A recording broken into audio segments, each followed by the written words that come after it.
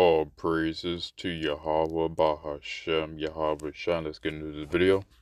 Cooperation. Congress is about to merge the U.S. military with Israel permanently, and they hid it inside of a 3,000-page bill. Here is exactly what Section 224 of the 2027 NDAA does. It creates something called the U.S.-Israel Defense Technology Cooperation Initiative, and what a fucking mouthful that is. One, it forces our generals to give Israel our most advanced military secrets, AI, cyber, biotech, all of it. Two, it literally says the two militaries will share data fusion and network integration. That means your tax dollars will power a single unified war machine. Three, Israel gets to build factories on U.S. soil so that members of Congress cannot vote to cut them off without losing jobs in their own districts. Why should I care? Well, it's not really about defense, is it? It's about making the relationship impossible to break. Former State Department officials are warning that this bill is designed to entrench Israel so deep into America's supply chains that we lose our ability to say no. So the public is waking up to what's happening in Gaza. Israel's facing genocide charges, and the UN just put them on a blacklist for sexual violence. And Congress is like, sounds great, here are the keys to the Pentagon. So unpopular, yet so useful in silencing dissenting voices, right? Kind of fixes the problem of US military personnel not being willing to attack their own people, right? We can just have the most moral military in the world do it. So here's your action item for this week. You need to call your representative this week, not later,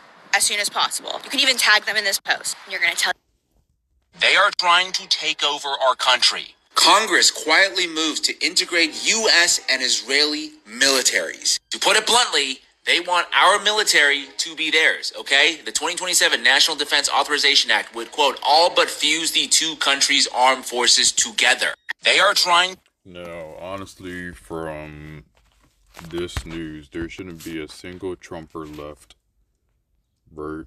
Or there should be a single person that believes in America or America first, because this is really Israel first, right?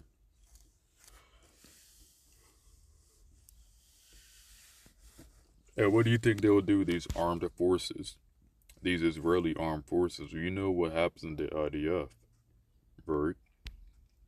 Now, of course, when they have that police state of martial law, guess what these IDF soldiers are going to start doing to people? They're going to be brutal to people, raping the women, raping the men, raping the children, killing, right? Just like they do over by Gaza, right? So now what you see is Esau really joining in hand with Esau, right? Or Amalek joining in hand with Esau, but Amalek is also Esau. And what you're noticing is that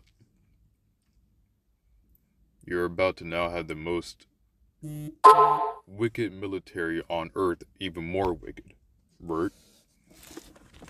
Now we're about to see the border of wickedness, right? Esau Edom. And it's getting to the point where, you know, you're going to start seeing some draconian laws, right? This right here is draconian, right? Imagine integrating a military that's 3,000 miles away, right? Says, cooked fellas, if I was in the military, I'd quit. Yeah, honestly, Jake, you have no business being in the military. No one has any business being in the military at this point. Because imagine all the wickedness they would have you do in the military. Right? Now let's get this over here. Let's get it. Saw border wickedness.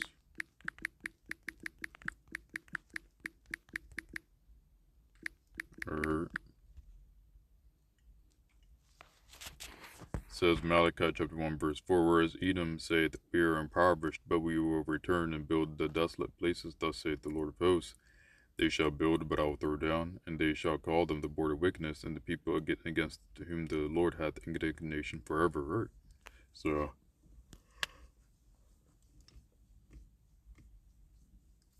there's a reason they're called the border of wickedness, because Esau takes that title of being the most wicked out of all the nations, and it's not even close. Bert. So I just want to bring us out, Burden, just a quick news update, and a big one too at that. So I hope this lesson was edifying. All praises to Yahweh, Bahashem, Yahweh Shai. We're gonna see how this rolls out. We're gonna see the development of this, and I hope this lesson was edifying to the elect and the 144,000 and hopeful elect. Shalom.